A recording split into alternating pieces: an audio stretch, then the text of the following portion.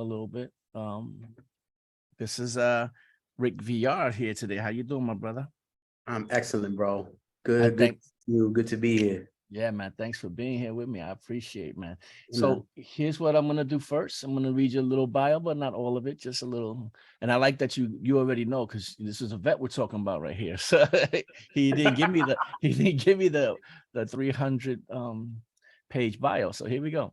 Rich Villar is a poet, essayist, educator, and community advocate. He is the author of Comprehending Forever, co-founder of Acentos, a grassroots initiative promoting the Latinx voice, and has taught poets and poetry in various community-based academic spaces for over 20 years.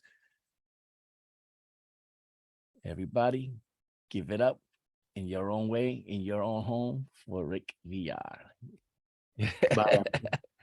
All right, my brother. Are you ready for this? I think so. I think I'm ready. I know this question's coming. I know this poem. We gonna rock it. We gonna rock it. Yeah. So, and what we do here is it's more fun. And so far, and I'm not trying to, pat myself on the back, but why not? Everybody who has been here so far has had a great time. And they say, man, this is the best interview you ever had. Cause you know why? We're going to get into some facts and stuff, but we're also going to have fun and get into your personal a little bit, So, shit. All right. A little bit, just a little bit. Okay. What for me? So first question, my brother, how would you describe yourself? Oh, how would I describe myself? Boy, I'd say, I like to talk about in workshop with my students. I like to talk about a thing called the master status in sociology, which is something that you are 24/7, 365. I would say that my number one identity is poet, and the number one identity is teacher. So I would describe myself as a poet teacher, and as someone who is constantly learning and someone who is trying my best to kind of give it back to the communities where I got it. That's awesome. And that's what you are, absolutely, to the T. And I like what you said there, because I feel like the role of the teacher is to teach well enough so that the student no longer needs the teacher.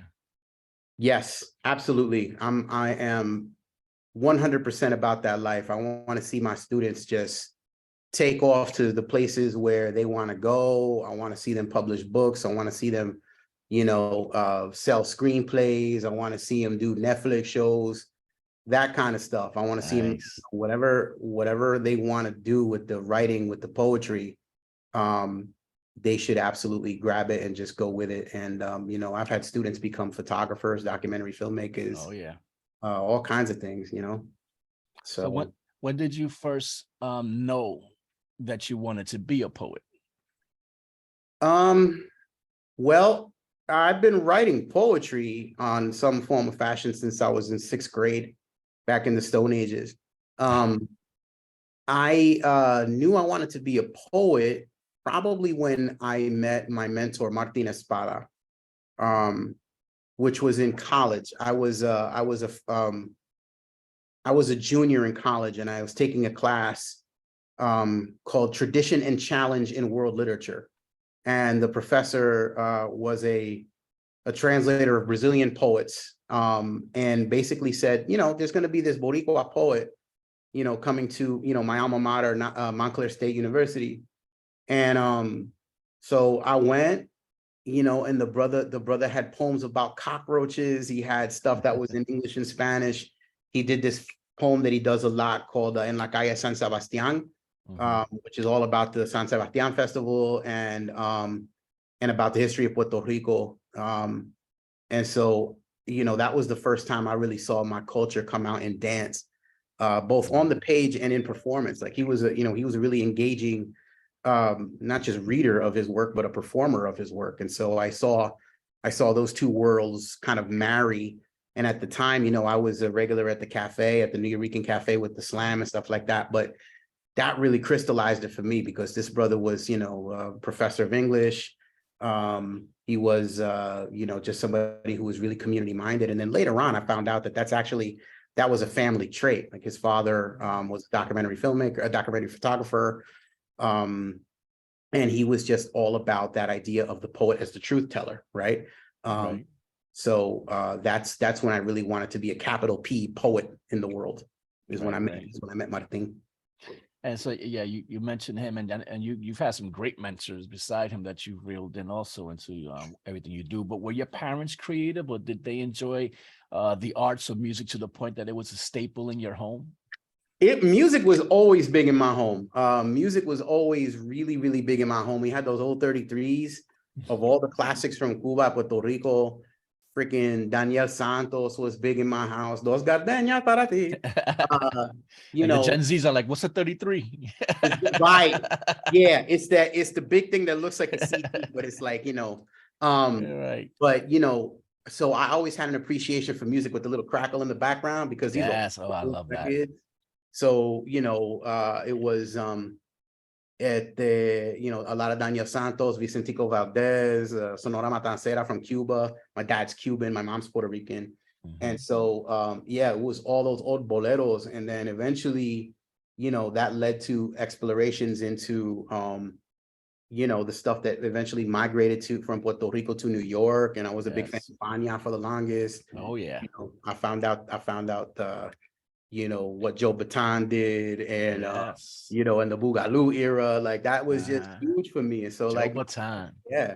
So my house was always filled with that kind of music. And also like Julio Iglesias, Yeah. my grandmother was big on Julio Iglesias from what I was told, but like, there was this one album that had Julio on there looking very Julio. Yes.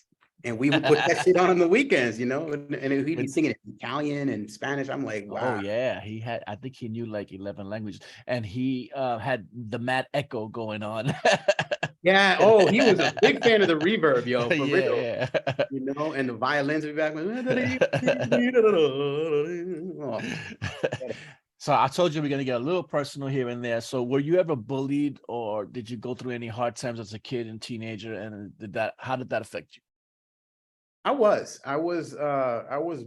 bullied because my school was really small. My childhood was eventful, to say the least, but I could go all night on this particular topic. What I say is that I was brought up in the Christian school movement in the Mhm. 1980s. And so in Paterson, New Jersey, where I grew up, there was a school that was run by fundamentalist Baptists. And Mhm. my mom and dad, because they were looking for a way to kind of keep me out of the public school system, put Right. me in those private schools all the way up until the 12th grade. And so, you had little tiny cohorts of students, maybe like 12 students to a class. I was part of a graduating class of 11 kids. No, 12 kids. And just when you're bullied at that level, it's like there's really no recourse because everybody's Right. into the joke. And so as a kid, poetry was my one outlet. It was the one place I had where I just shined, as Mhm. much as I possibly could, because I loved it. And I got bullied over that stuff. I was assaulted on the school bus in 7th grade. A lot of that Mhm. stuff affected me because I had to very quickly ascertain what the meaning of manhood was. Right. And for me, and for a number of people that I've actually workshopped this stuff with in poetry, a lot of men enter into manhood through an act of violence in some form or fashion. And it was no different for me. So it affected my life profoundly. I really believed that, in order to be a real man, you had to swallow your emotions, you had to be ready to fight at a moment's notice, and my few times ever like actually throwing a punch were sad affairs, but it doesn't matter. Like it's all the You stuff did your that thing, you kind of, yeah. yeah. So I would say, yeah, I was bullied a lot, and it did affect me profoundly. Yeah. Um, when I got into therapy in like 2016-ish, that was one of the first things that kind of came up. And that's why I can talk about it now. Oh yeah. The poetry not only helped you, but some people write poetry through these experiences, and they're able to write feelings out. But well, in my opinion, when I read your poetry, it's something that I don't want to say becomes you, because it's like you just waving your hand. You know what I mean? It's part of you, and you don't see that with every poet. Not every poem that I put out looks like an extension of me, but I get that impression with everything I read of yours. So, Thank you. and I like to know. I like to ask that question a lot, because it did affect me in a way that I root for the underdog, you know. Oh, And always. Yeah. like you, I was like, my mother was like, you always hit back and never stay hit, you know. Don't Right. start nothing. Definitely. So But finish it. yeah, Word. yeah. So I mean, yeah, I didn't win everyone, but I did try. Not Yeah. I'm not advising that to the youngsters out there now, but I am. So who would you say, if anyone, today is an inspiration to you? Anyone? Oh boy, inspirations. Wow, those are really fluid. Inspirations come and go and change and True. everything else. But I would say, Martin has stayed a really good friend of mine for the last 20 years or so. Right. And so I've seen him kind of go through his ups and downs and in his Mm, career. He won a National Book Award a couple of years ago. So he's one that I look to as a good mentor. But other than Martin, I would probably say Patricia Smith, who is a award-winning poet in her own right and started out in the slam movement, which is where I kind of got my start too. Um, and is just somebody who embodies so much of what is important in the body politic in 2023. I mean, she's mm, writing about mothers who lost sons, in this era of police brutality and increased focus on police yeah. violence. She wrote about the victims of Hurricane Katrina when nobody was really talking about them Mm, in a way that would just made it so personal and so visceral. So like, for me, political poems are just as much about making the personal real and palpable to the reader. mhm. Because politics is a game now. You turn on Fox News and in CNN, it's like Oh watching yeah. a fucking tennis match. And that's, in for people who are othered, right? Right, And right. Latino people, anybody that is an othered body in this country, our politics are lived through our bodies. And she's really good Mm, about showing that. So heroes of mine include, yeah, Patricia Smith, Audre Lorde, Vivi Francis, Black women really kind of showed me how to do it just in that yeah. in that realm. So I yeah. love I love that, live through our bodies. That's Vivi told me that, man. Vivi was up at a workshop called the Bread Loaf Writers Conference, and Mhm. we were listening to a lecture. And the lecturer was good, but it's clear that they had a different idea of political poetry than I think than most of us who kind of live these things, right? We're in a Yeah, country where the dominant culture tells bodies of color literally where to move and where to live, and that hasn't changed. It's just taken on a different face. right, And right. now we're seeing that in these ridiculous debates now about abortion. We're seeing it in all these efforts on the parts of governors to get rid of what they call woke literature, which is really the history of Black people in this country. Yep. Um, we're still fighting it, and Vivi had a very different idea of what that poetry looks like, and so I learned that from her. If you weren't an educator, mentor, or poet, what would be your dream job? Oh wow. Man, that's a good question because I don't really see myself doing much else. Um, I think I would have liked to be like a world-class chef. Like Nice. I really get into food and being a foodie. I don't cook nearly as much as I should or Yeah. could, but every time I get in the kitchen and throw down, like I feel like I'm channeling something from my mom, my grandmother, my Oh dad. yeah. Cooked a lot, at home. Um, you know, it's a love language. And yeah. So maybe, I love your yeah. answers, man. I Oh, love thank you. language. God Thank you. damn it. They'll change tomorrow. You ask me about that job thing tomorrow. I might be like, yeah. How about a millionaire software developer? You know, I like to cook, but I like to eat more. That's my I problem. I do I do enjoy eating. Yeah, especially like, whenever I visit my mother in Florida, you know, I'll always say the same thing. Prepárame un arroz con habichuela con Mm. un buen chuleta frita. Oh It's man. comfort food, you know what I mean? And she knows Yes. she makes the most banging chuletas on earth. So Oh, I'm like, get me yeah, hungry here. just hook me up. I'm good. Yeah. So you're a founding member of the Títere Poets, right? So Yeah. first, how did that come together? And second, who came up with the name? The name, It's very old school. I love it. my boy Mario tells the story better, but I'm fairly certain that the guy who came up with the name was Anthony Rivera, Mm, who is an artisan, and an artist, visual artist and poet, mhm, and a daddy. But one day we were literally sitting in La Sopa, in the workshop that I used to mhm. co-facilitate with the Capicu crew. Right. And all of us were kind of sitting in the back. It was Blazer Page, it was Mario, it was I think Sergio was with us, and a few other folks that were just kind of sitting in the back. And Anthony walks in, he's like, "Miran esto, títere," like it's just because it looked like Murderers Row back there. It's just a bunch of guys from around the way. And then Anthony just busted out with Títere Poets in the building.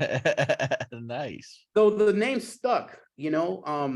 We took that on because, and then later on we wanted to have a workshop, and a creative space that was for men, sort of working out, their different bugaboos that has since evolved, into a different, into a different sort of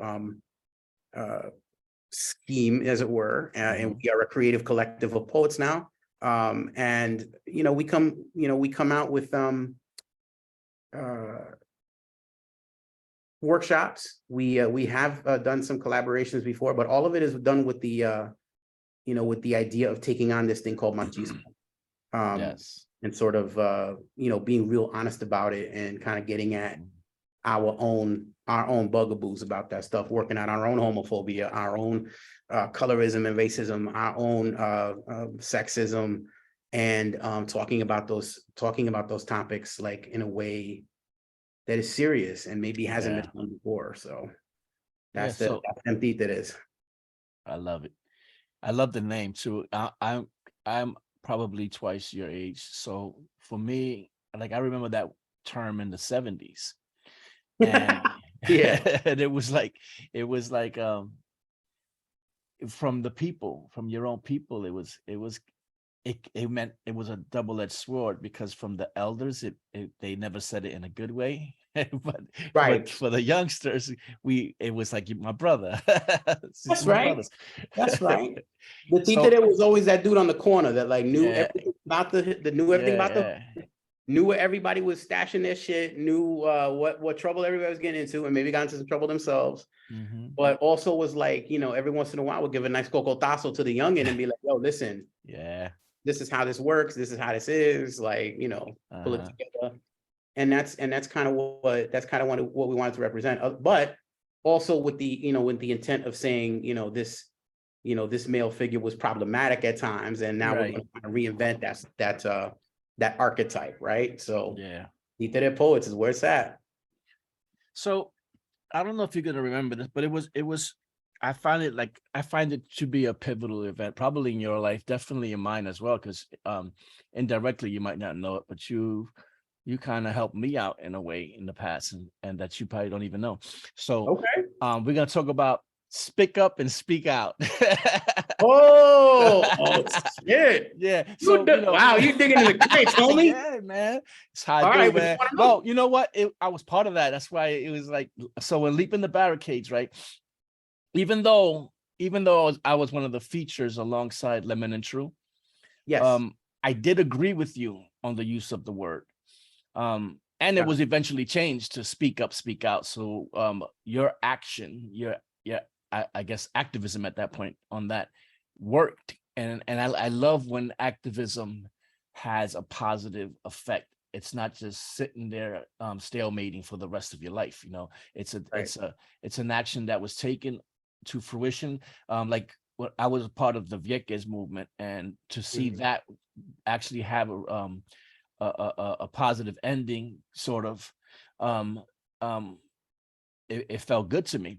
I mean, it was a paid feature, so you know, I'm not gonna turn it down. But and I liked.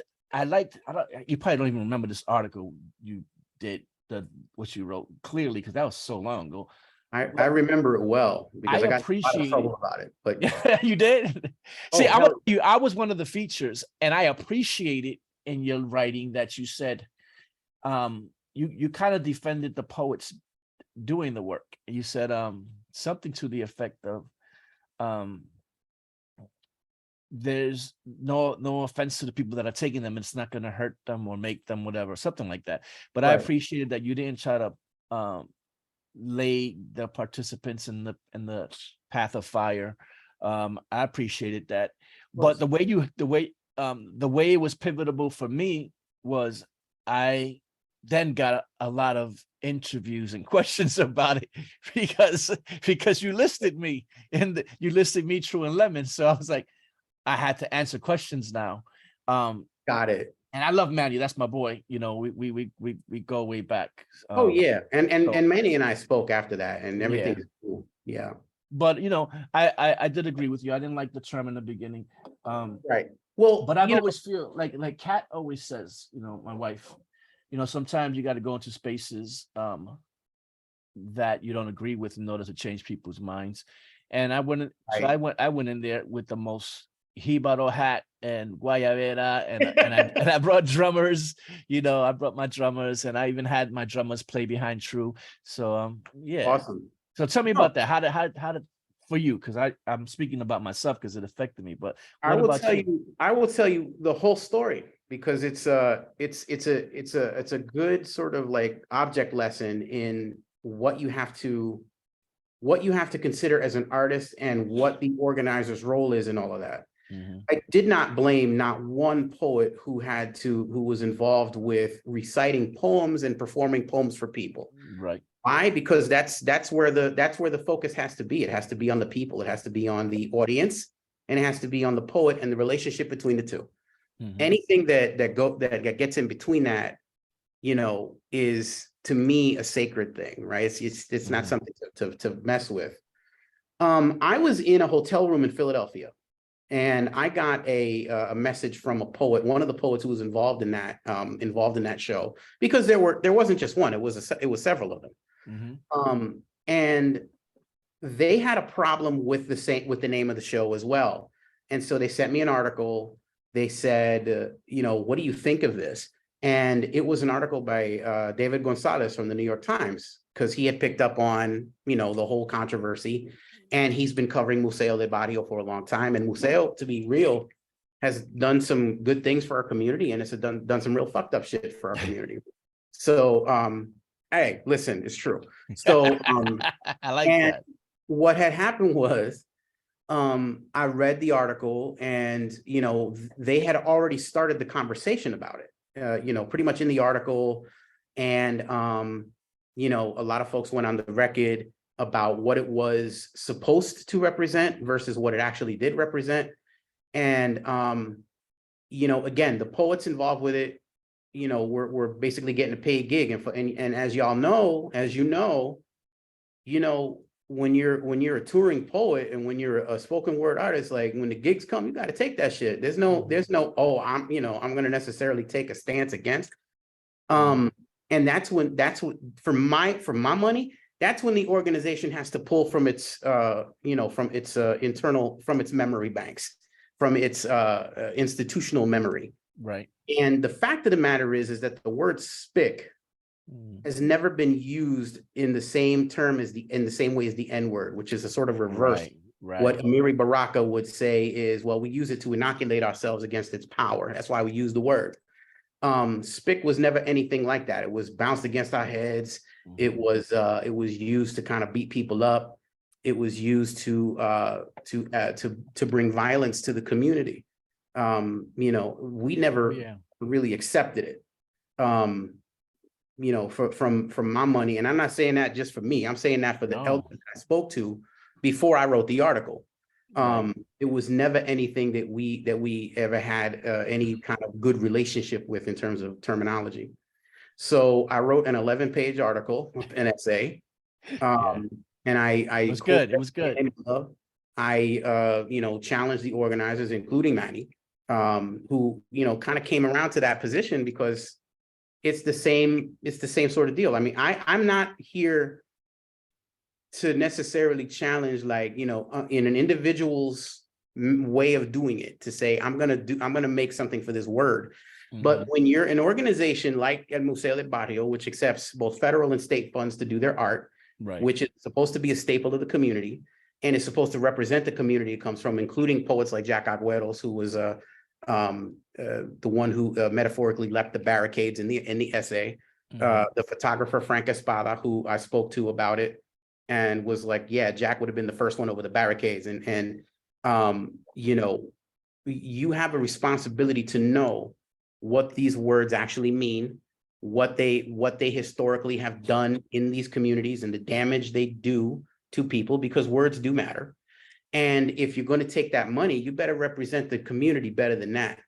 You got to come stronger with just, I'm gonna have the word spic representing the breadth of Latinidad in New York City in 2011, I think it was at the time. And so I just pulled it out, man. I said it in the essay. And what had happened was that the reason it even got any traction at all is because David Gonzalez picked it up. And he put it on his blog on the New York Times website. Right. And that was the single most read article that I've ever written. And it did lead to some changes, and it led to, because nobody could fight the argument. If you have a well-worded argument, then that's all you need, you know. But a lot of people got pissed off of me, including the then executive director of Museo de Barrio, who I heard later on was like, "Oh, fuck that guy," this and that and the third. I was like, "My man, like, I saved you a bunch of bullshit." But if that's the way you want to take it, cool with you. And I think that's the job of. And I was an activist at the time. Most of my poetry was activism poetry. That's why I appreciated what you did so much. But I think also the job of a poet is to move people to ideas that might be uncomfortable. You know, to if that's what you believe in, you should release that. And for them to be upset, I guess that's just a corporate thing, but I applaud you for it. I think it was a great thing that you did, and I got a lot of gigs out of it. And that's the point, right? We can't throw a bunch of babies out with the bathwater. You know what I'm saying? Right. Poets are out here doing it, hustling, doing their thing, and making truth happen in spaces that aren't necessarily built for that. That's the whole essence of Puerto Ricanism. But it's on the organizer, it's on the institution, whether that institution is Museo del Barrio, name it, New Eurekan Poets Cafe, whoever. They have a responsibility, not to the building, not to the organization, not to the 501c3, to the people they represent. Period. End of text. Well, you know, they might be giants, but you got a rock that can knock them down. I always say that, you know. That's right. So your book, Contemplating Forever, for me, was like a modern, I'm not trying to say you're copying, so I hope you take this in the right context, but a modern Pablo Neruda collection. It's okay. That's a due to imitate. It was beautiful. So it was, I mean, lines like, what was my favorite one? I'm breathing poems into your neck. That reminded me of out of blood and love, I carved my poems. You know, and I was like, man, it was beautiful. Thank you. Is what I'm trying to say. That book. Thank you, man. Was he like an inspiration to you? Because you're very Neruda in your words. Neruda-esque. A lot of Lorca makes its way into that book. A lot of Pedro Pietri makes its way into that book. I guess I'm into surrealists on some level. Neruda was a touchstone for me, and so was Lorca. And the reason that they were was because the language that they use. And Neruda was interviewed one time, and he talked about not so much about his love poetry, but about his historical poetry. So he also wrote Canto General, right? The epic poem history of Latin America, South America. A lot of the stuff that he laid eyes on was the first time a European's eyes had ever seen, the things that they'd seen. And so for him, very naturally, it moved to a surrealist sort of landscape.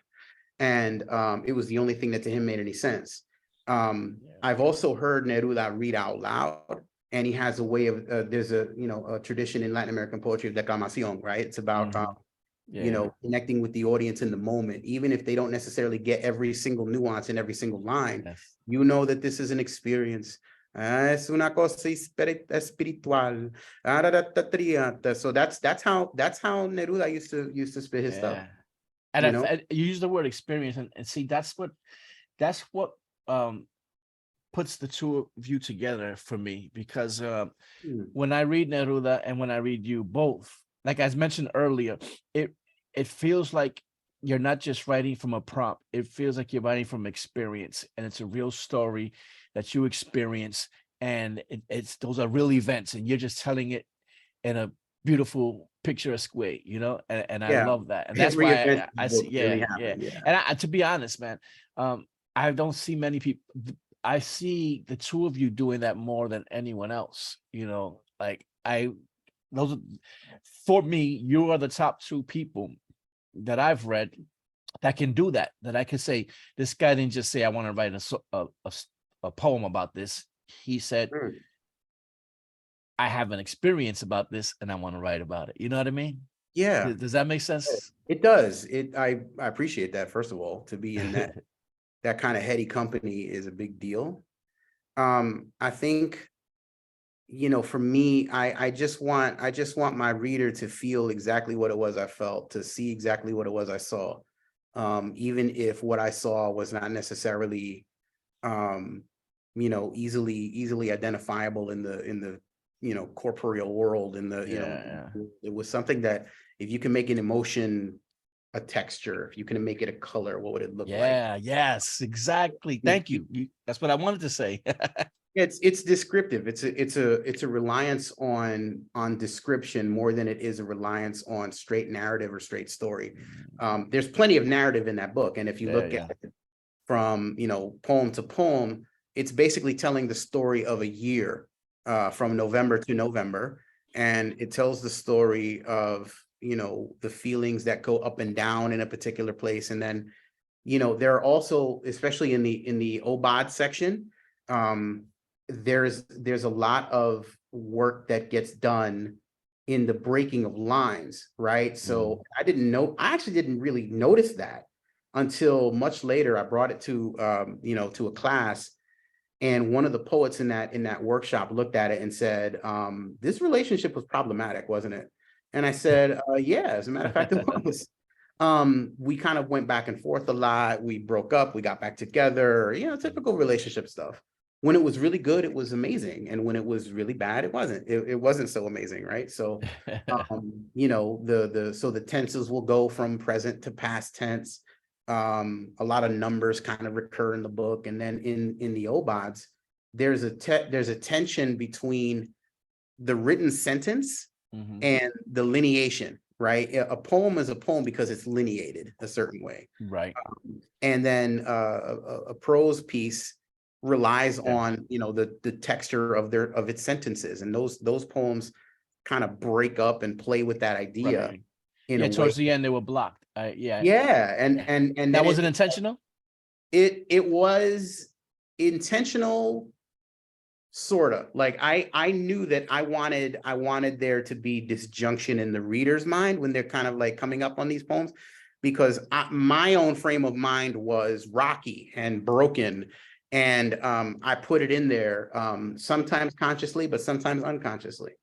So it was a good way to get out those emotions, because that relationship was, while it taught me a lot, it was also pretty volatile, right? So most relationships are, but it is the one relationship that I feel like, taught me all the things that I want and Mhm. told me all the things that I don't want. And Nice. for better or worse, it informed my choices later. And you So let it all out. And I hate using the word intellectual when describing poems. I hate it because when people use that term, right, they usually mean um, folks that spit with street vernacular, like I do on many occasions, are dumb. But I have to call it intellectual love poems in that, and by intellectual I mean genius. You know, um, thank you. genius because man, you take a wine over a rock and make it mean something that people can you know what I mean? You get it and you're like you're there and you're you kind of taken to another plane with these poems, you know. And I Thank find that genius to be able to do that because I have a poem about poetry where people will be so metaphoric, you're like, huh? And I mean, you. and like that, all that you have intense imagery that makes me have to sometimes reread the line twice, right? And go, but I get it, right? But there's Okay. some that you could read it 50 times and you're like, what the fuck is this guy Get a different talking thing out of about? it every Yeah, single yeah. time. So Yeah. I mean, so the intellectual love poetry, does that description sit well with you? It, intellect is a funny thing. Language is a funny thing. I think that, people can have prodigious vocabularies and not have one fucking clue what they're saying. I think people can say things that they think are proper and they're actually using the word incorrectly. So I Yeah, don't trust just the vocabulary. I trust the emotion behind it. I trust, yeah. you know, to know the emotion that you're trying to convey and then to choose the right word for that moment. Hmm. If I was doing something in a street vernacular, which I've done, I do. You Um, have, yeah. I do that stuff all the time. It really has to do with the truth of that particular emotion, the truth of that particular moment, right? Mm. Because I learned from a poet named Sterling Brown, right, who was part of the what we call the Black Renaissance, because it's not quite accurate to call him the Harlem Renaissance, because Sterling Brown was a poet who was a professor at Howard. He worked in the South. He was a Southern poet, but he worked at the same time as Langston Hughes and some of the writers during the Harlem Renaissance, right? Mhm. And so Sterling Brown was one that said that the truth of the poem is in the idiom of the poem, right? And so he had Black vernacular, African American vernacular English, however Right, you call it, in his work for a very specific reason, because this is what he wanted to represent, and these are the truths that he wanted to represent, right. not just for the white folks and the gays, but for Yes. or for the white gays, I should say. Um, then the folks who were in the community, other Black people, right? This wasn't for them, it was for us, right? And so in the same way, New Eurekan writers like Perry Thomas, and then much later, other writers that you can think of who sling that barrio slang, are doing it because it's just for the general public. If the general public wants to get with it and they want to start learning shit, and they want to understand what the phrase "where nickel costs a dime" comes from, that's fine. They Yes. can do that. They make us do that shit. They make us explore Greek mythology and everything else. Well, we should throw in a couple of Viva Exactly. Shangos and Oshun and this and that and the third, because that's our mythology. And folks should, Absolutely. if they want to get into it, they should. But it's not for them, it's for us.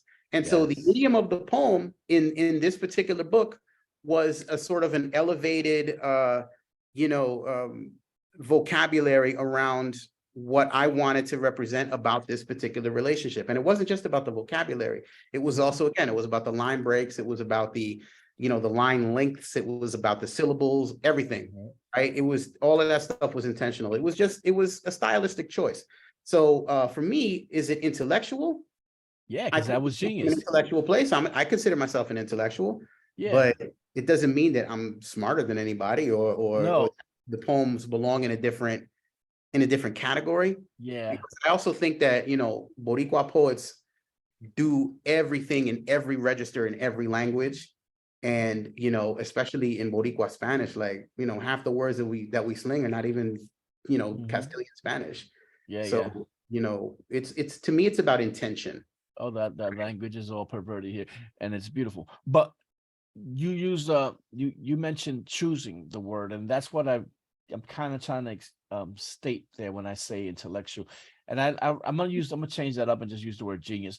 And what I mean is like when you choose your word, if you choose a word that has impact, and that's what you do. Like you can Mm, say,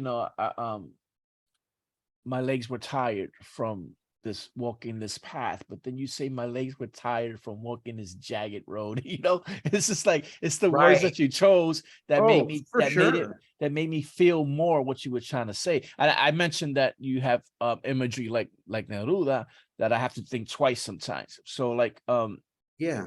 like I'm trying to remember the line because I don't have your book with me, but you said I think it was your love was the temple curtain torn in two.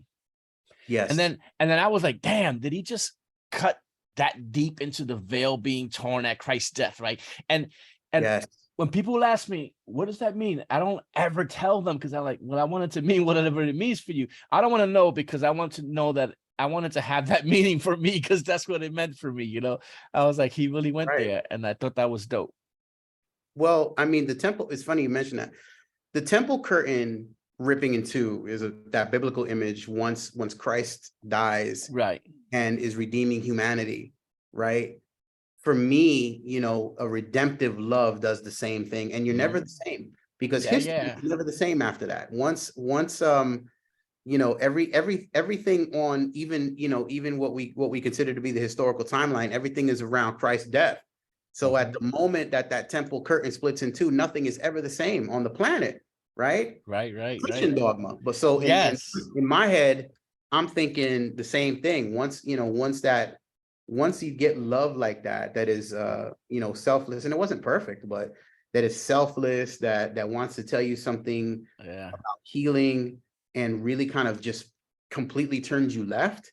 Hell That's yeah, that's a temple curtain ripping in half. Yeah, that was one of my favorite lines, and it was so powerful to me that I was like, um, Glad you got that. Thank you. oh, absolutely, man. And I was like, I didn't even want you to tell me that I was right. I was like, I just because what I was like, I hope that's what he meant because Well, that was so sorry, you're dope. right. What can I tell you? So you've been mentoring poets for a while. How important is that work for you? Vital. I think that poets, especially poets of color, Latino poets, every poet on some level, is, at least the ones that I've dealt with, have been marginalized in some way or told that their stories aren't important, Mm, either overtly by a professor. I've had that happen to several students who've been told their work ain't shit, or because they come from a place that is not, the quote unquote traditional path for academics or poets. I mean, everyone. The funny thing about my work is that I think over the years I've been told a lot of things about he's an intellect, he's this, he's that. The fact is I have a bachelor's degree in political science, and I work as an academic administrator. Like I'm not exactly you know the professors of the Black Mountain School or Naropa Institute, like trying to move the movement forward. I'm just right, I'm just really a guy for my money who knows something about poems, who knows something about the landscape, who knows something about like what lineation is and all that stuff. And that's great and all that stuff, but that doesn't really come out at the beginning of a mentorship relationship. right, When you have a mentee who is insistent upon writing and just can't do anything but write and stuff like that, the most useful thing you can do as a mentor is get the fuck out of their way and just mm, say, hey, listen, keep writing, keep doing what you got to do. Let me put you onto this writer. Let me put you onto that. Or look at their work and say, oh, well, yeah, this reminds me of this person. Take a look at these, see where you can push back and stuff like that. It's about permission more than it is about instruction. I don't necessarily call myself in workshop. I'm a facilitator. mhm, You show me your work, I show you what you're doing.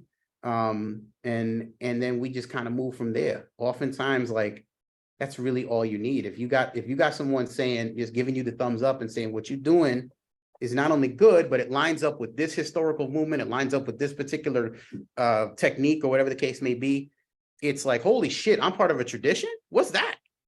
And then before you know it, they're off and running. And they're doing all kinds of shit with the poems that even they wouldn't have been able to put, yeah. put their money toward. Yeah, one of my favorite books this year that I read. the favorite book I read this year was Mario's book, and Ha! I did feel your presence in the book for a couple of reasons. Like you mentioned before, the unapologetic use of Spanglish and Yeah, Spanish language.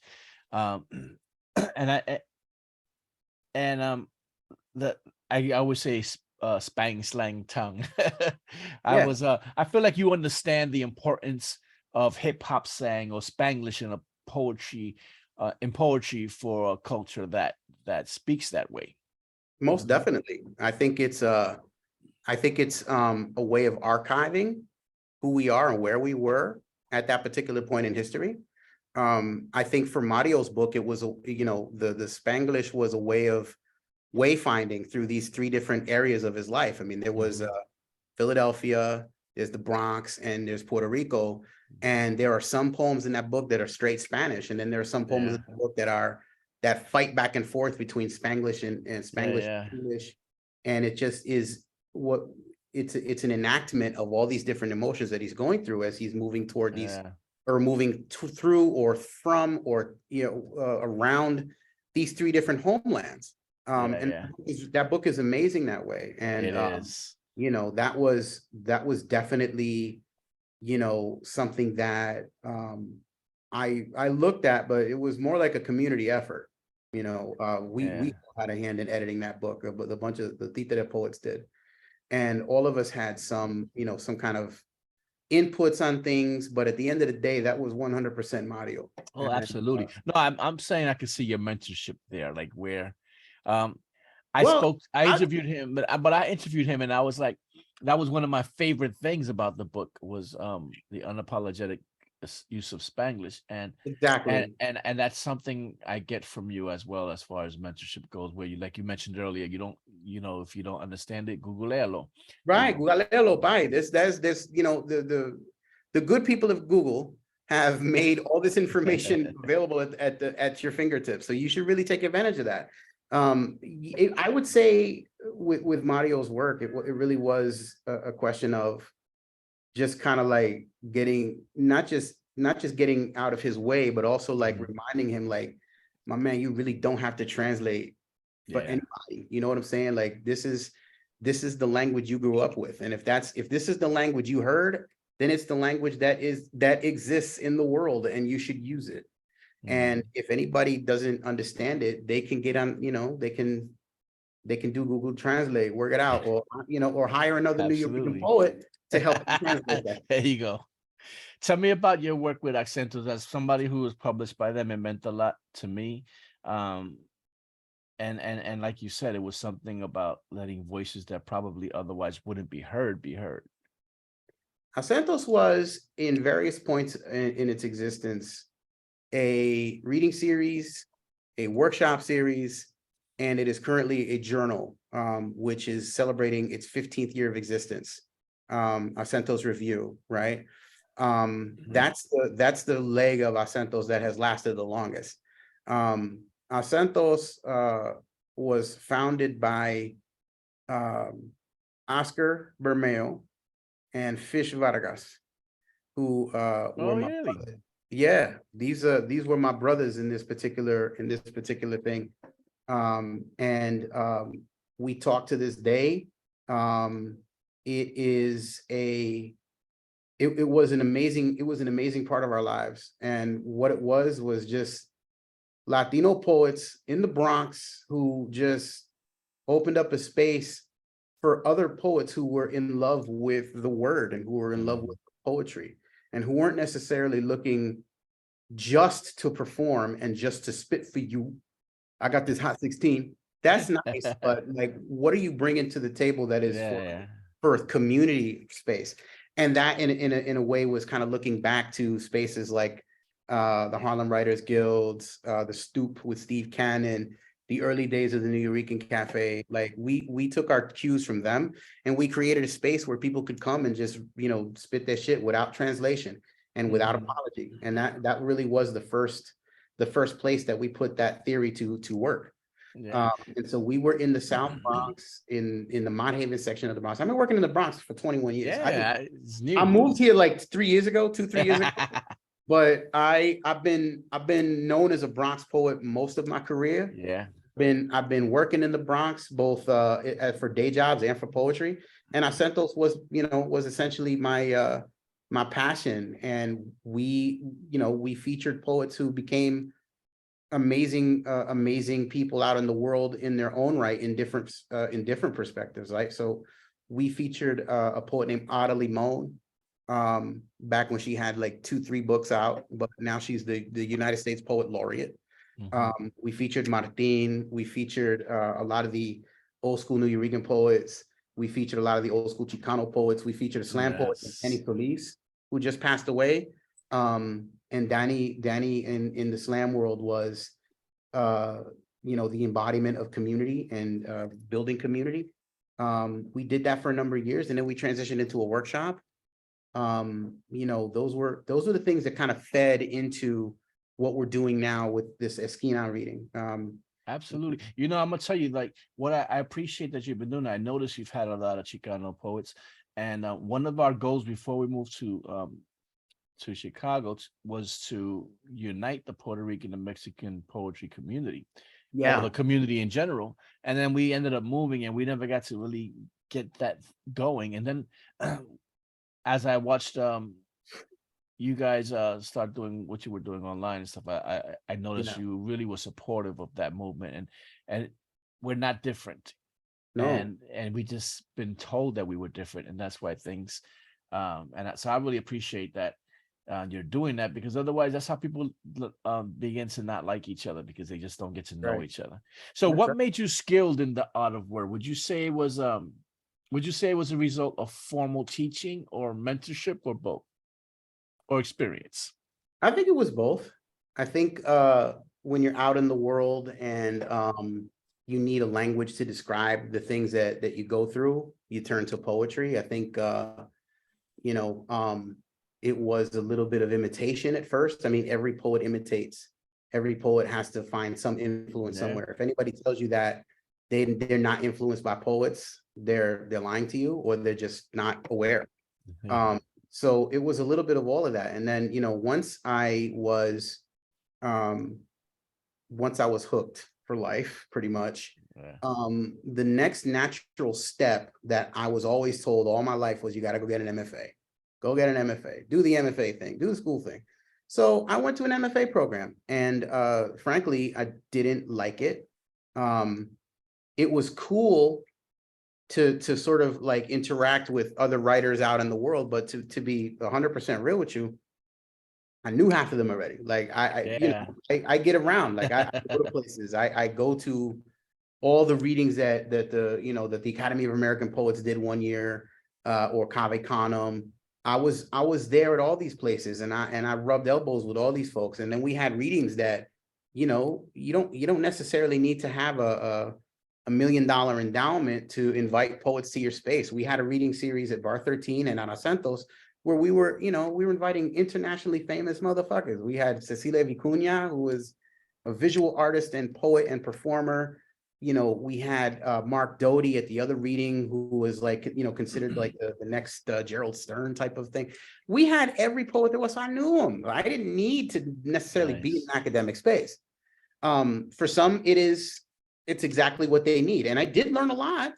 I learned Okay. Yeah. from a poet named Dennis Nurksey, who was really awesome. I had Rigoberto Gonzalez as a professor.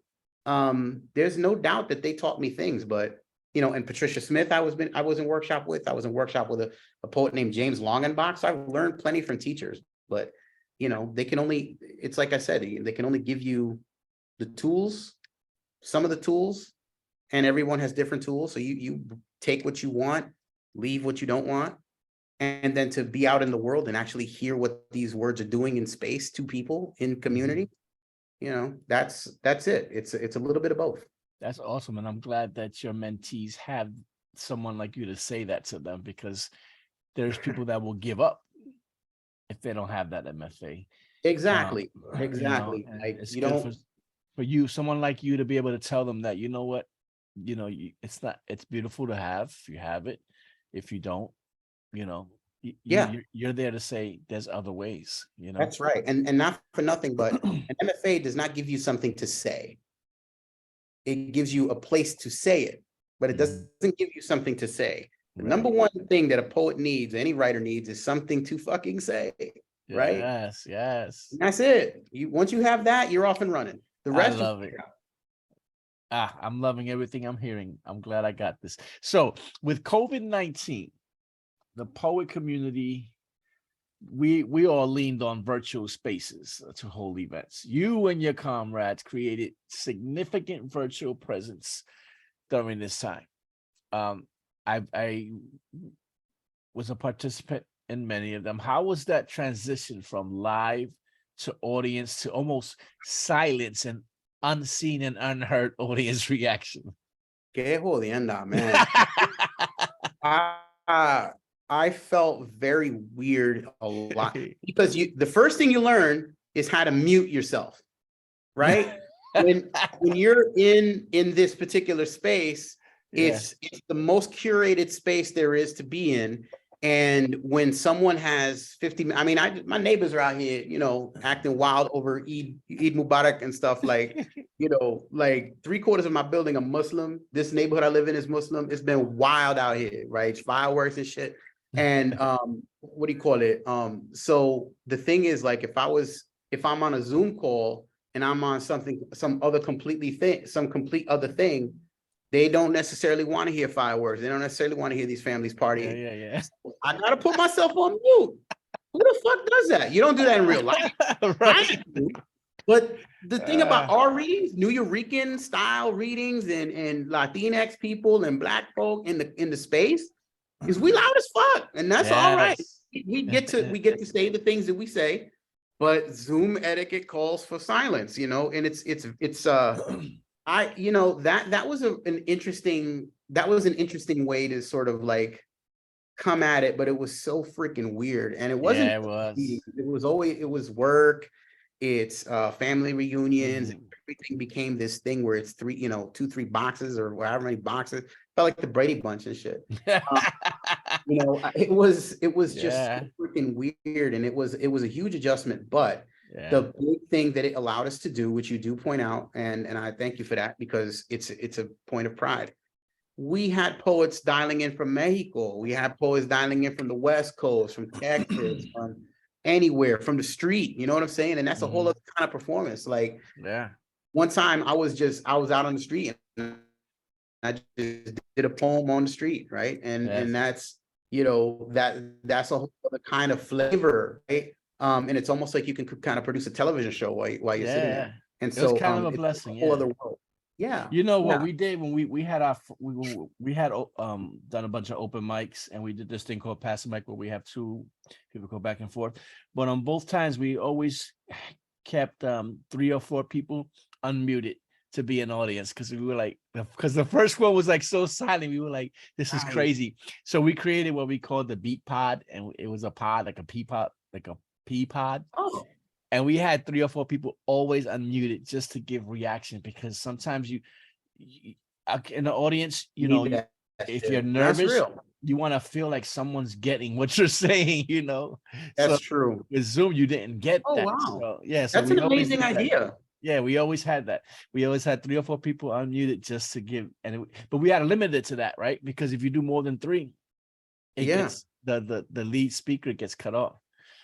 So Yeah. we you know, it was experience, but There's so now there's you one, but there's one thing I wanted to mention too. I know we might be running a little short on time, but um the linkage between, you know, New York, Boricua, uh and Mexicano, Chicano, that's actually, for, you know, from my money, it's just the latest iteration of that collaboration, right? So, you know, mm, Pedro Pietri and the New Yorkers had a profoundly, they had a real profound relationship, a close relationship with this thing called the Royal Chicano Air Force out in California, the Montoyas, nice. and the Chicano poets from that era, and the New Eurekan poets from that, you know, from that era, all got together and they were homies, and they knew what this was. They knew that it all came out Nice. of the movements, the Chicano movement, and the Young Lords and the New Eurekan movement. all of these things had similar roots to it. It was these poets who were trying to, you know, kind of forge new identities for themselves, but also look back on, you know, the identities that informed them, and all in relationship to this larger crazy shit called America, right?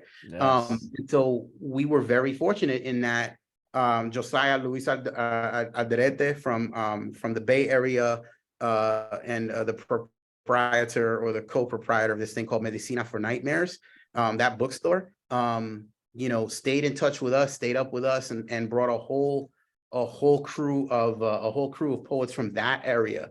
And so a lot of what Esquina became Yeah.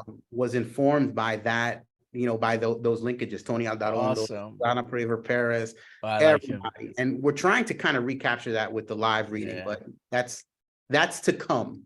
Well, one, I want to do a poetry album with Tony. So I haven't hit him up Oh yet, but I yeah, that would be definitely want to great. do that. Second, we got to do that. Then, you know, you being a person of having both wings of one bird, you know, Cuba and Puerto That's Rico. right.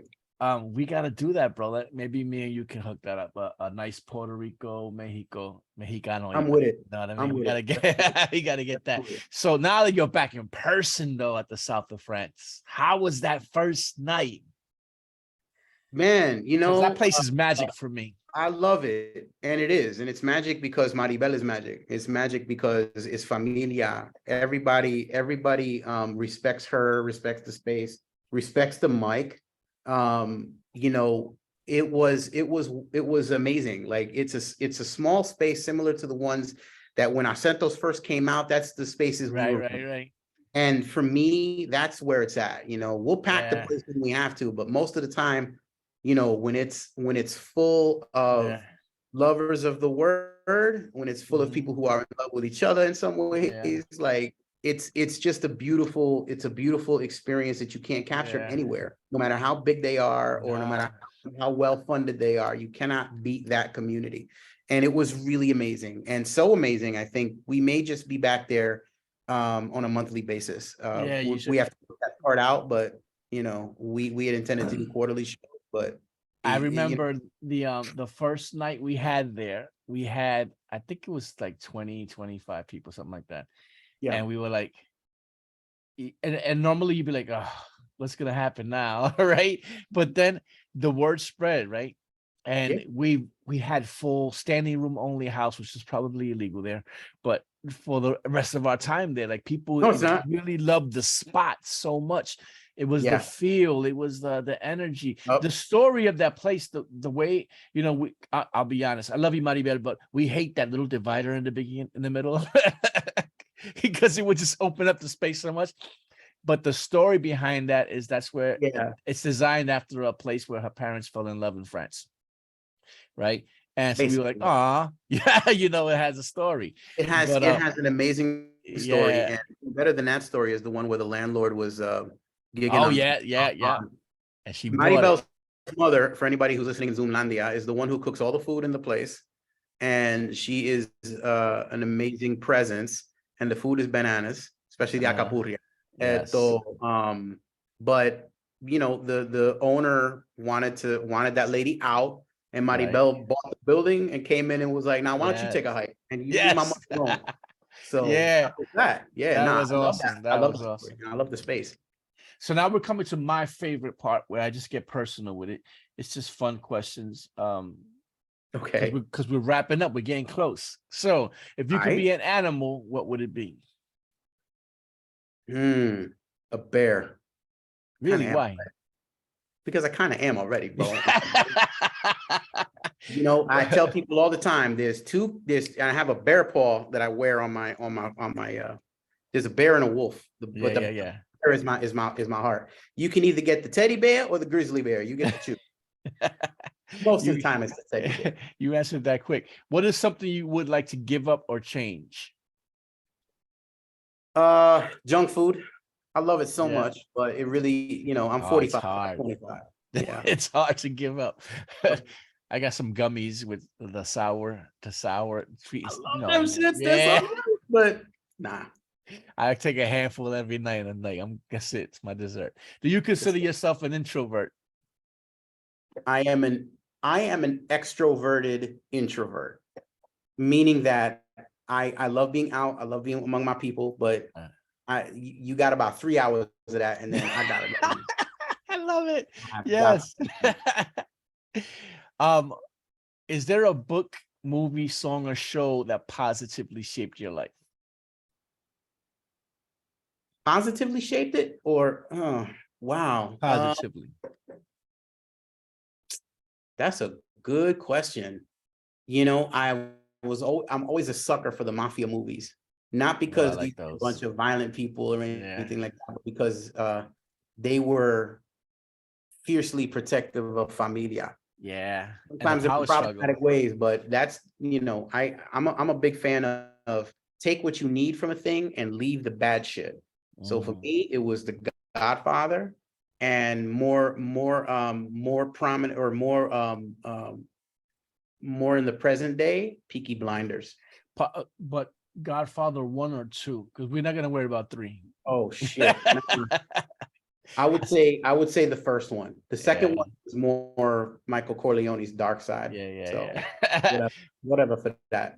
Would you say your past shaped you more, or would you say your current experience shaped you more?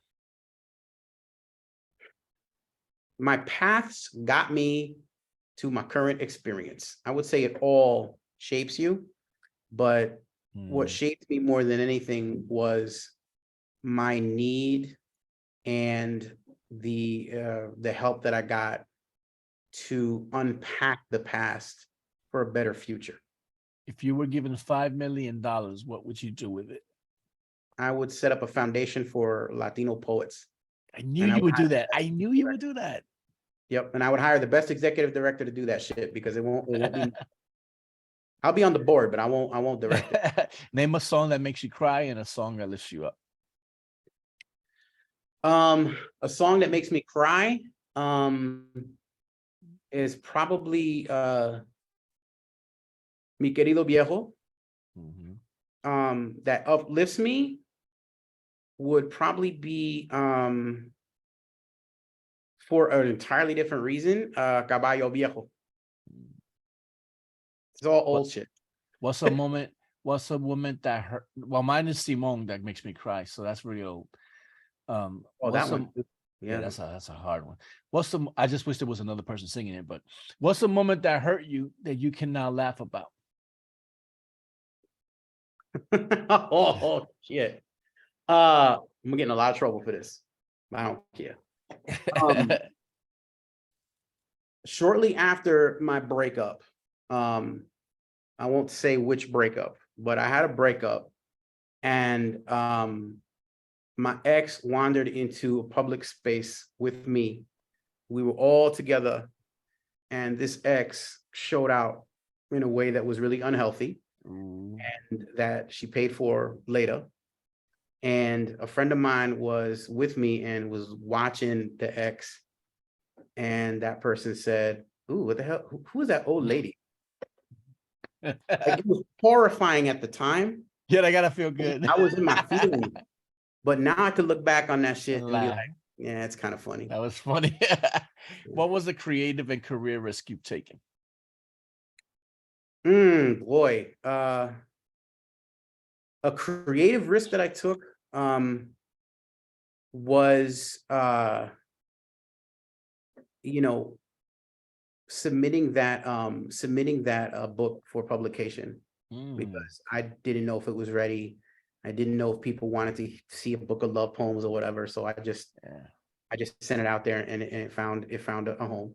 A creative risk, or a career risk that I took Mhm. was applying for the job at NYU. I worked for the NYU prison education program, and I Nice. knew I had this. I knew I had the skill set for it, but I didn't necessarily have the academic credentials for it. But I Yeah, sent it in, and I got the job. I didn't know that about you. I would have liked to know more about that. What are you most proud of? What am I most proud of?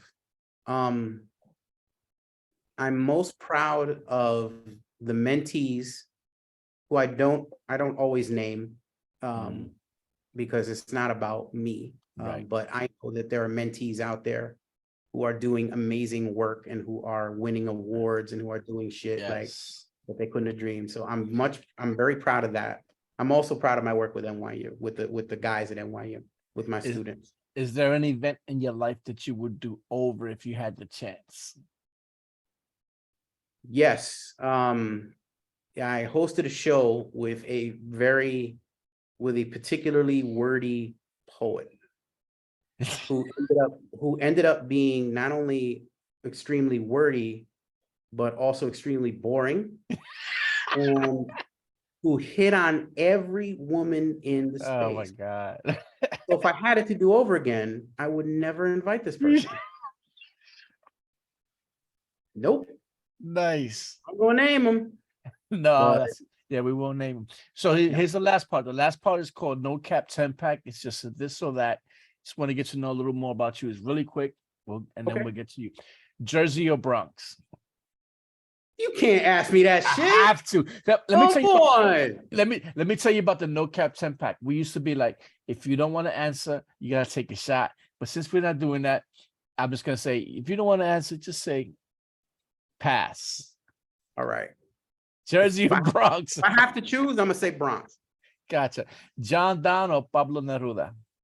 Pablo Neruda. KFC or Popeyes? Popeyes, baby. Pope, Game, yes. Game of Thrones or Star Wars?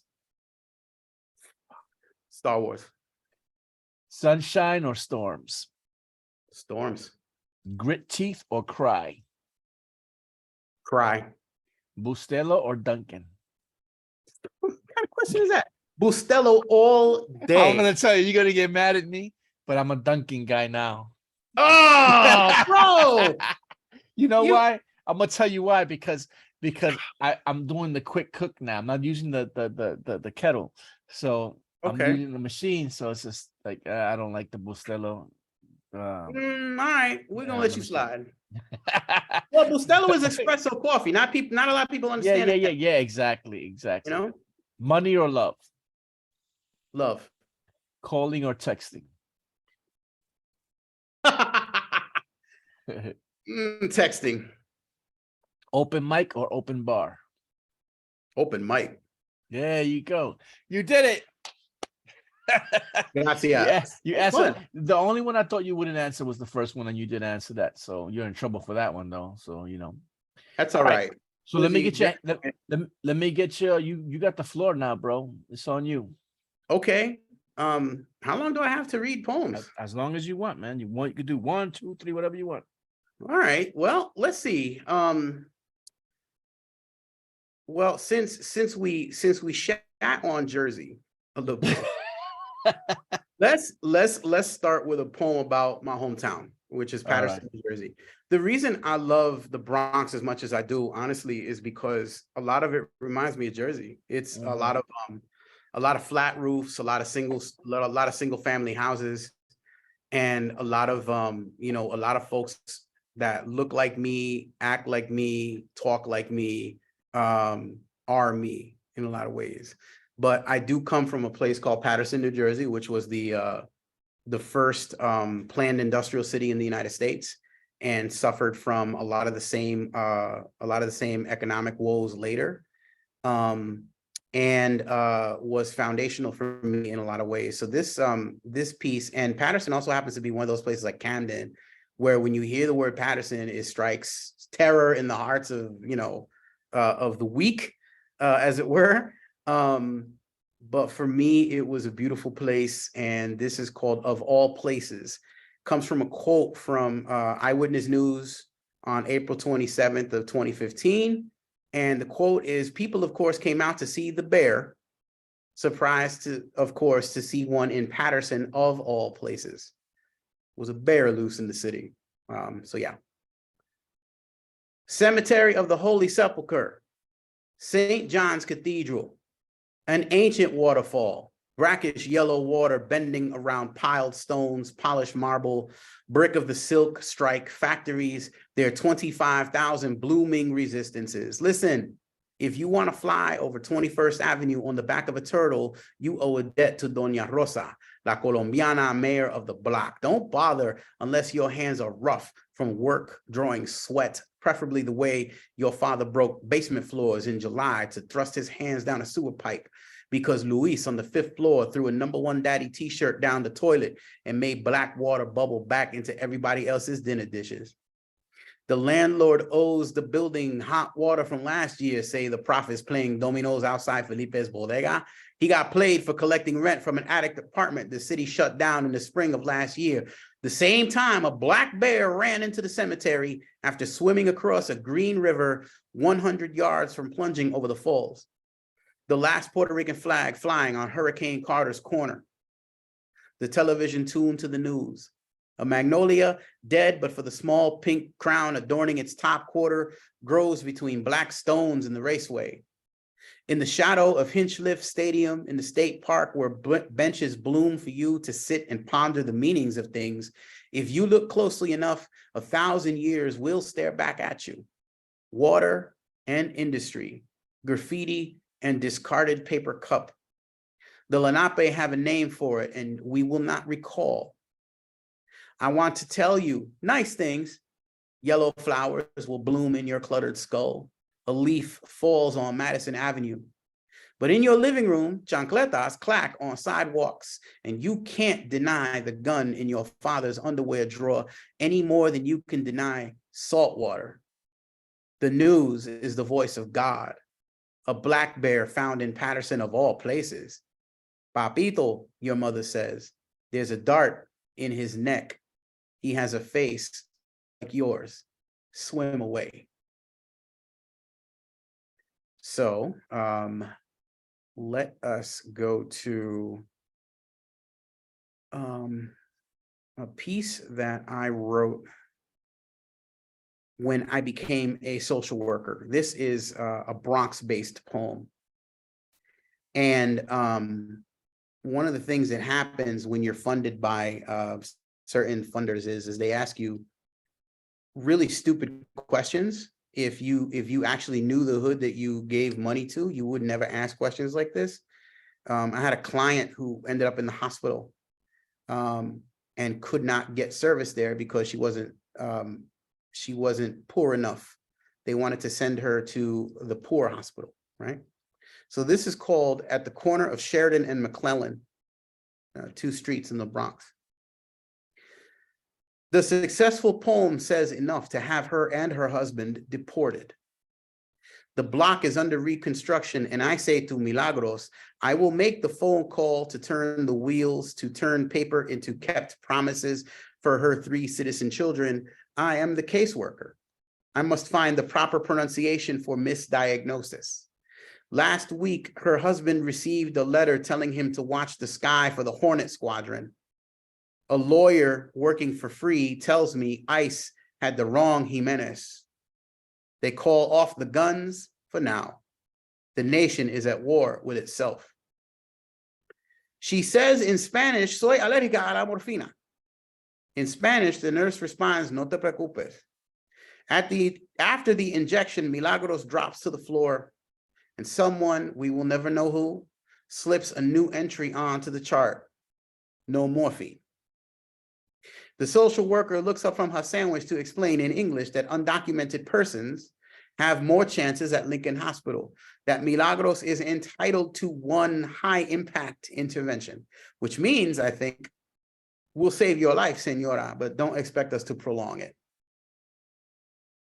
On a tiny paper square, I write 2 questions in English. Why was the morphine sensitivity noted so late? Can morphine cause acute gastritis? For clarity, I copy the questions into Spanish. The doctor politely declines pen and paper, will not accept the form that allows an advocate to peer past the guard shack of medical practice. At discharge, Milagros receives diagnoses, doctors, prescriptions, and the grievance procedures in English and Spanish. No mention of morphina, no mention of the failing liver, no mistakes. She dreamed it all. Her migrant pains. The Army of the Potomac sharpening its iron. The Army of the Shenandoah blooming fire across the valley. In his diaries, General McClellan calls dysentery his Mexican disease.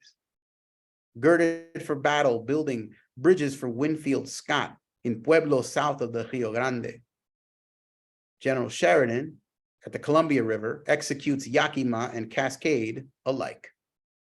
Treaties are signed to overrule the rush of water and breath, and Lincoln, chainbreaker, allied white man, freedom bringer, and friend to all colors of the Americas, summons the two great generals to burn everything that is left.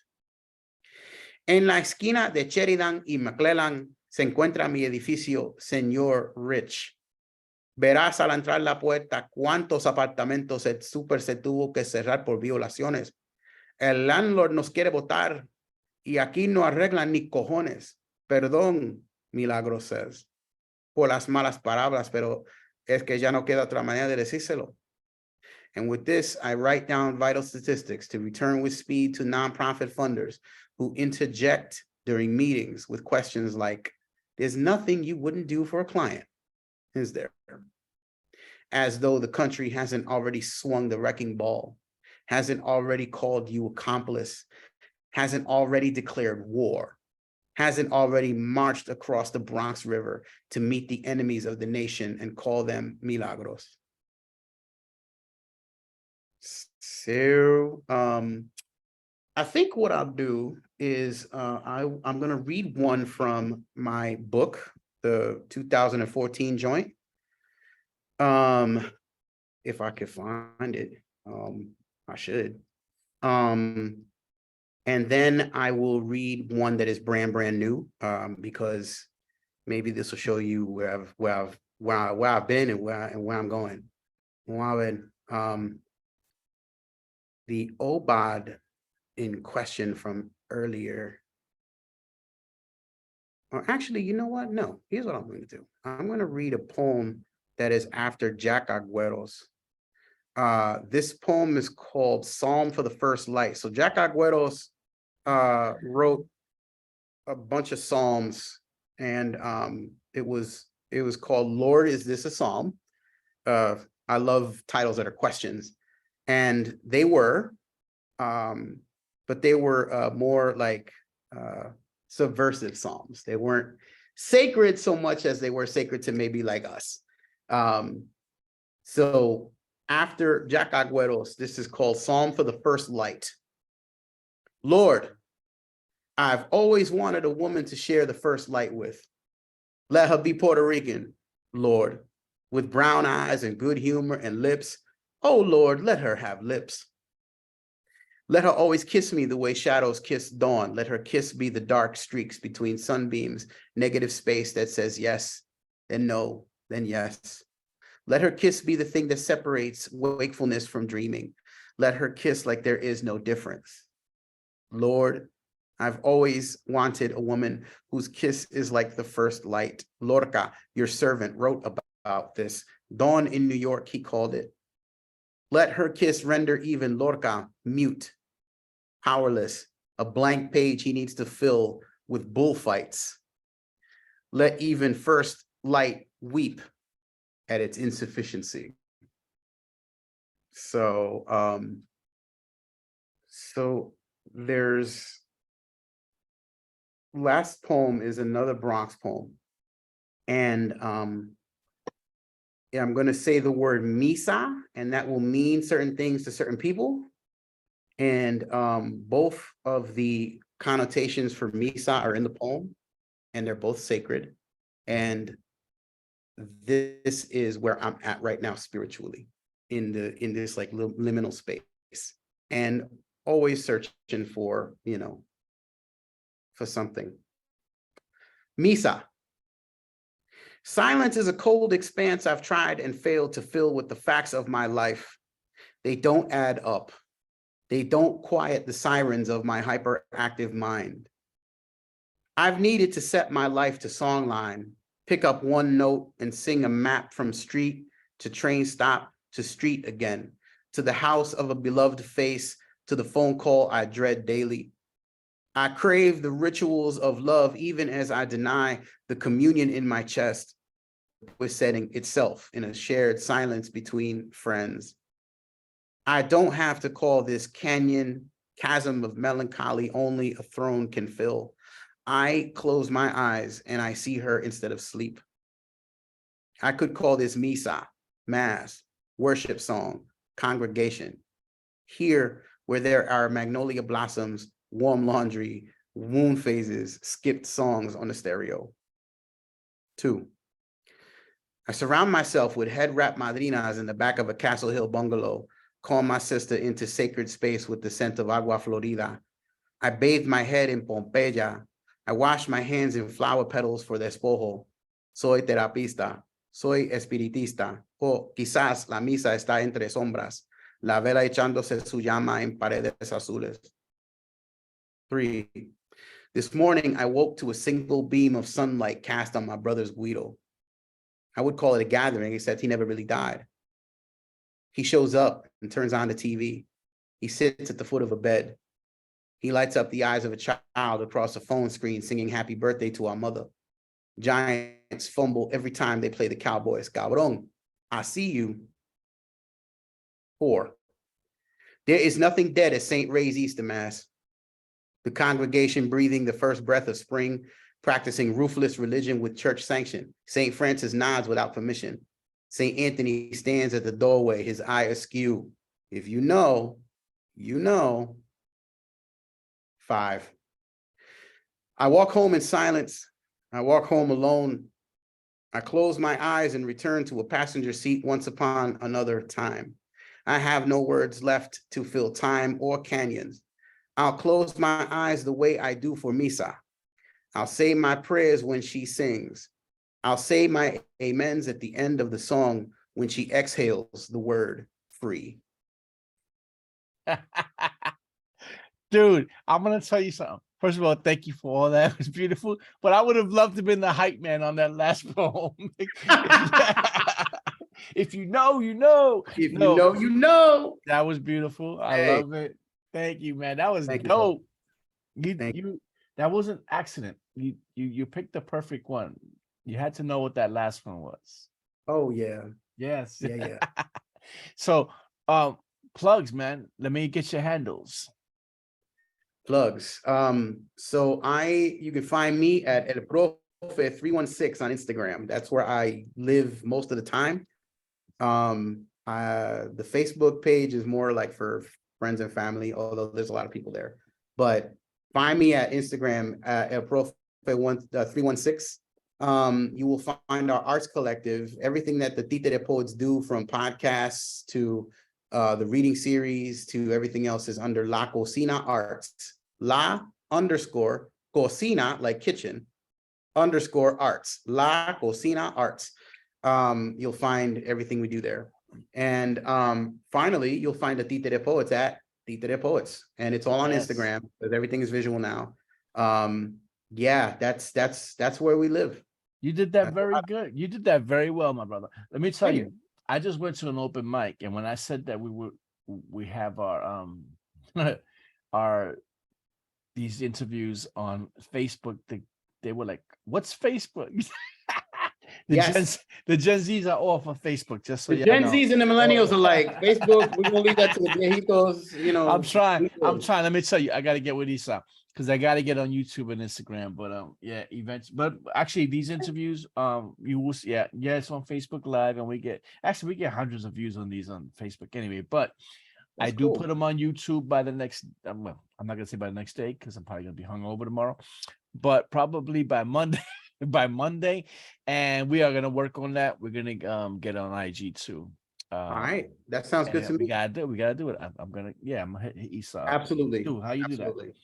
So anyway, thank you, my brother. I appreciate you so much. Thank you for everything you do, not just for this, but for everything you do in the community and with your mentees. I appreciate it. Thank you. I know you said it's all about him. He did this on his own. I get that. But thank you for mentoring one of my favorite poets right now, which is Mario Bagan. And that's it, man. And just for everybody out there, I always leave you with little words of wisdom. You never lose. You either win or you learn. And that's it, my brother. We are done. Thank you so much, my brother. All right, brother. Thank you so much. I appreciate it. This was amazing. Peace out, everybody. All right, man.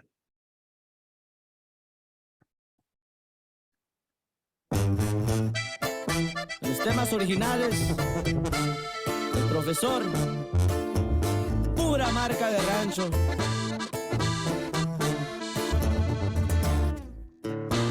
Por ahí me han visto en las calles, aquí estamos vivo en Michoacán. Me castigaron, me botaron y mi vida tuve que cambiar.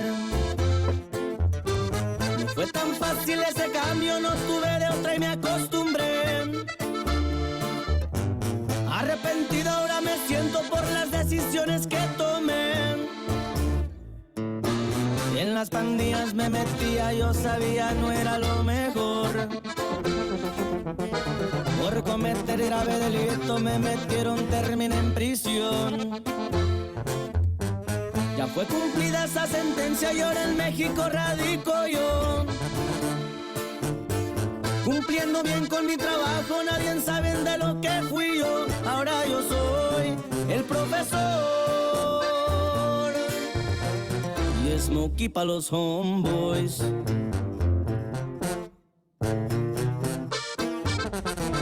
Así suena marca de rancho, puro HP Records. Ahora con más Smokey.